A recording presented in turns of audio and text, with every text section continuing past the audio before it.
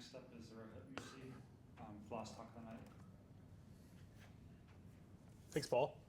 My name is Rohit, and I'm a software engineer at ReadAI, and I've been learning a lot about the Python asynchronous coding model and the differences between coroutines and threads and how we really shot ourselves in the foot maybe like 3 years ago and finally unwound that shot in the foot just a couple months ago. So what is asynchronous code in Python? So modern Python supports a lot of asynchronous models. The one I'm going to focus on tonight is called coroutines. And the benefit of coroutines is that, well, there's many of them, but one of the nice ones is you can code it using async and await keywords. So if you're familiar with JavaScript or Node, it looks a lot like that kind of code. This allows code that looks sequential and is not that hard to reason about, but you can choose to yield the processor an opportunity to work on other things while your code's waiting for something that's kind of slow. And this is a really useful thing when dealing with IO-bound operations. And so I work at a startup and we build APIs, and so IO-bound operations like calls to a third-party web server or to a database are really, really crucial. And writing them concurrently allows you to save a lot of time. So async code example. So here's an async example. I have an async call function, and if you do await async IO sleep to simulate calling a third-party API, and then you print out the time, you can simulate asynchronicity. On the main function, you see you print out the time. Then you do this gather syntax. What that does is it says, run these two concurrently. So you run, so you hit an await, then you hand context back, then you run, so you hit an await, then you hand context back, then you finish both the coroutines. Or you can just call it sequentially. So if you wanted to wait for the async call to finish before running your next request, or use its output, you might do those bottom two lines at the end of the slide. So what this output looks like is 82 is kind of the second timestamp for the first time.time in main. Then you have 83.02 and 83.05 from the async IO gather. And then you have these regular 84 and 85 from that more sequential looking code. So that's kind of a brief primer on what async code is and what coroutines might look like in practice. So Fast API is a Python library for writing API services. And it's what we use in my current organization. And it's really cool and it's really efficient. And you can write both synchronous code and you can write asynchronous code. And so these two functions are pretty identical, but the difference is you have time.sleep in the synchronous one, and you have await async sleep in the second one. And so if you call the sync function, it'll do start, end, and then start, start, start, end, end, end. Now the reason the synchronous function looks asynchronous is Fast API is super clever, and you can run multiple synchronous functions at the same time. So that's kind of how you can write really safe synchronous code in Python Fast API. And if you kind of load test it, you can see it's pretty good. 65 seconds to make 5,000 calls with 50 concurrently. That's pretty great. If you look at the async thing, it looks similar, right? Async start, async end, async start, start, start, async end, end, end. The point I want to make here is that Fast API is amazing. The authors are so good. And you can write synchronous code or asynchronous code, and they'll both be pretty performant. And the async load balance looks a little better, 52 seconds, not 65 seconds, but still kind of in the same ballpark. Here's the bad async code. So you have the async function, then you have this thing called time.sleep. So if you remember, time.sleep is the sleep we use in the synchronous world. And here we are pulling into the asynchronous world. This is something called blocking code, and it will not allow the Python process to switch between the different functions and be smart. So what does async code output look like? Async start, async end, async start, async end, async start, async end. So what's happening is it's not switching between the different routes. It's running them sequentially. And you can imagine if you're signing an API service, processing one request, then the next request, and the next request is really slow. And it's so slow that I couldn't even benchmark it with a one-to-one comparison. I did 200 requests, not 5,000, and it still took 2 minutes. So load test comparisons, the secret async route, 52 seconds. Theoretically, 5,000 requests divided by 50 at a time gets you about 50 seconds is your expected theoretic minimum. So that's pretty good. Secret sync, 5,000 requests, 50 concurrency. That's like 65. That's not bad.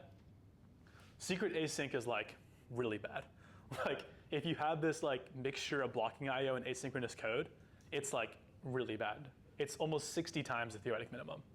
So you can see how if you did this, say at a startup, and you worked on this for like 3 or 4 years and had all this like synchronous code, you could write a bunch of like really slow API services accidentally and have to pay that debt down later. An interesting kind of like side note, if you do 300 requests and 30 concurrency with the synchronous code, it'll take close to the theoretic minimum. And if you do 400 with 40, so kind of that 10x multiple, you'll get 5.79 seconds. But if you cross into 550, that's when you start getting a little inefficient. And the secret there is that in Fast API, it's built on top of this tool called Starlet, which is also amazing. They're brilliant programmers. But what ends up happening is they say no more than 40 concurrent synchronous codes running at once. So if you have more than 40 routes being called at the same time, it slows down. And so here you can see 30 is really fast, 40 is really fast, 50 is not quite as fast as those other ones. So high-level takeaways. I think the first takeaway is, yeah, synchronous routes are really clever. They can be handled really well, and they're each handled in their own thread. There's some performance drawbacks and some maintenance on the library side, but like you get many of the async benefits writing normal synchronous code. So that's like really cool and amazing job at them. And like therefore, you can build incredibly performant services writing just synchronous code via fast API routes. But there are like big benefits to writing asynchronous routes. And if you write bad async routes, you're gonna like really hurt yourself. And that's what we did. Kind of cut off there, but Fast API, which is secretly under the hood, built on top of Starlet, will not run more than 40 requests at the same time. And if you kind of like, you can like tune that number if you want to. The API maintainers in a comment on the Starlet code base left this comment, and it said, I pulled this number out of thin air. It isn't based on anything. When I realized that, I was like, okay, they're human too. They make things up occasionally. And you can actually tune this number. So they don't give you zero recourse, but you do see it. And once you find that for the first time, it's like a pretty, oh, okay, moment. So yeah, why does Fast API struggle with bad async? Fast API does not protect against blocking code inside asynchronous routes.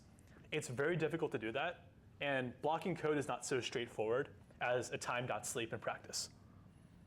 And what this means is that if one async request has that like time.sleep type function, then all other asynchronous requests are gonna get blocked. And this is why bad async code is like so bad. It's like not straightforward, and fundamentally to execute the code correctly, you can't switch between the two services. So yeah, what is bad async? What does this look like? Time.sleeps are bad, but the obvious thing is like blocking IO.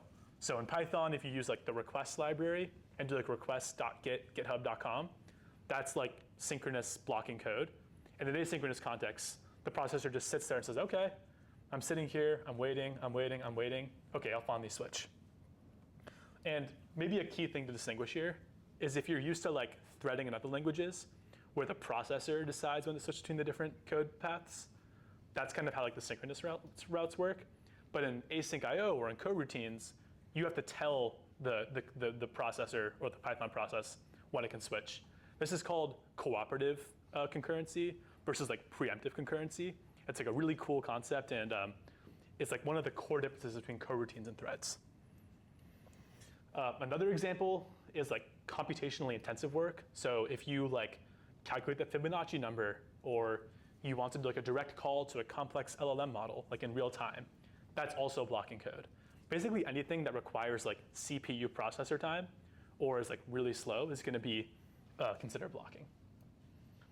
Another example is if you like are an engineer and you roll your own multi-threading with locking, you might accidentally create an example of blocking code in coroutines. That's just a random example, totally not from experience. So like what is safe async?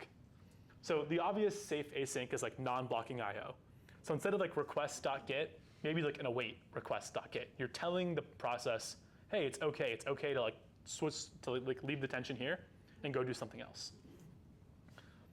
Another example is like fire and forget. So what you might do is you might say, hey, I don't really care when this request finishes. I just want to make the request and move on with the process. So you might have that dispatch an event to a list, and then some other thread pulls from that list and does something. That's another example of like safe async code. Okay, fine, but like in synthetic loads, this is bad, but like what about real life, right? We don't sit here writing time.sleep and async.io.sleep code. That's not a thing that happens. Well, what happens in real life? You get slow response times. Like not a big deal, but like good to know. I think like the bigger problem is like, what does this mean for your other systems, right? We're not just writing code for ourselves. People rely on us, and also we rely on other people. And what we discovered is that databases have this concept called client read. Client read is, I as a database am handing you back data, and I need you to acknowledge that data before I move on to do something else.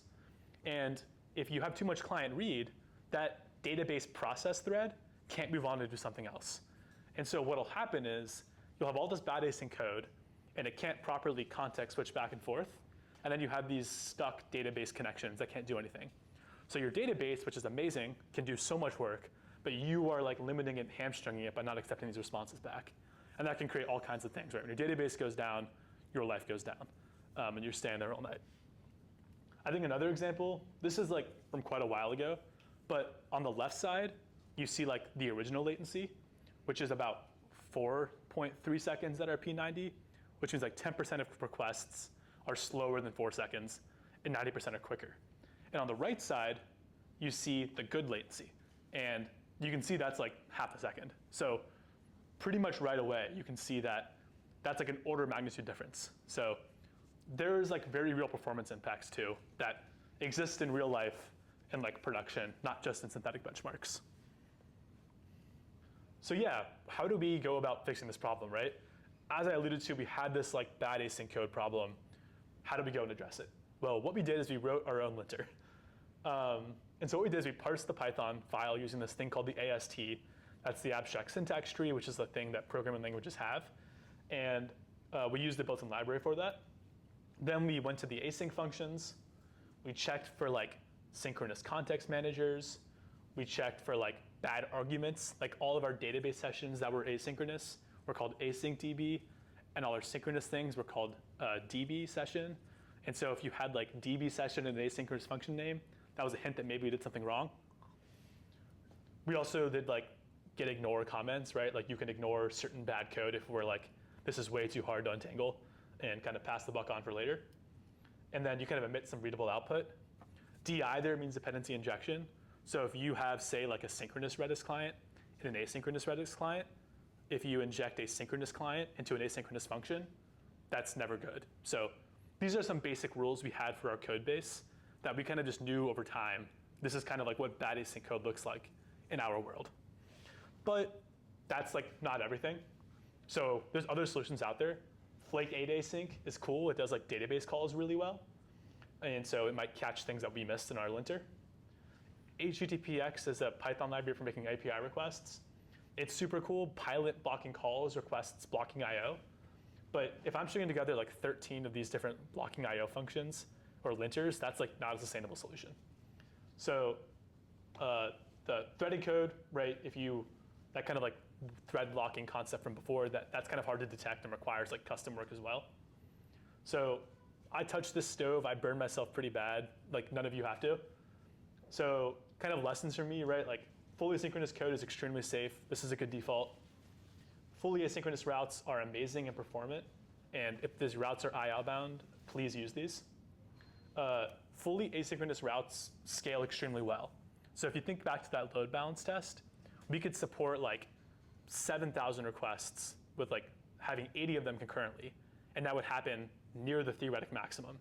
But if you did that synchronously, you have to tune this other parameter, which is about the number of concurrent single-threaded requests you can run. And that's like kind of hard to tune and discover for yourself, and you have to modify the number all the time. So fully asynchronous stuff scales incredibly well and is like really cool. Yeah, fast API defaults. Every framework has defaults. Like learning about them is something that happens over time, and tuning them is something that you might do to get out of this problem. The real solution is like instrumenting the async event loop. So we wrote this linter, and we got a lot of the code done early, but we didn't find everything. So then we said, okay, async event loop, tell me what code is taking the most time to run. And Async IO has great built-in tools for this. So I said anything that takes more than a second is like considered bad. And we worked it down from a second to half a second to now we're like at a quarter second, and we're still marching our way down. We're finally at the point where it's actually the length of the API request that's slow. And so we can't do much about that. But it is a really useful tool for getting like really fast. And lastly, if you have a code base with bad async, I'm like really sorry. In-house linters for like your own internal conventions are like really awesome. And that's kind of one of the reasons it's great to stick to really conventional code. But yeah, it's tough and you'll get out of it, I promise. It just might take a while. Yeah, that's all I have, and we have like a minute to spare. So if anyone has any questions, please fire away. Thank you. Yeah, way back there. Did you consider building on top of another linter rather than starting from scratch doing your own ASYNC parsing? Yeah, I did. I tried building up the PyFlake one. I tried the Pylint blocking one. I probably should have done that, but I was like kind of tired. It was like late on a Friday, and I was like, you know what?